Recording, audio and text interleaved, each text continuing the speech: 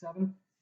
I think the biggest concern in number 7 was the way I changed up the information I provided.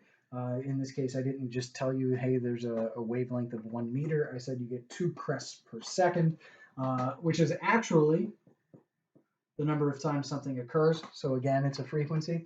But then the other piece of information that I did give you was that the distance between these 2 crests was 1 meter.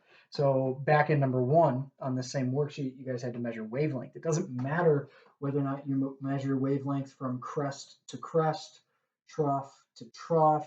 All of those lengths are going to wind up being the exact same in your waves that we're dealing with. Sound, light, doesn't matter what it is. And so in this particular case for number 7a, our velocity is going to be equal to a wavelength from crest to crest of 1 meter, a frequency of 1 hertz, because you get 2 crests per second, 1 wave per second.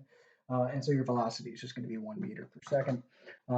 They then ask you to figure out what the period would be, 1 divided by 1. That's all it needs to be.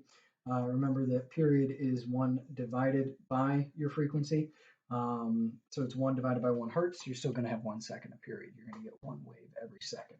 2 crests per second, 1 wave every second.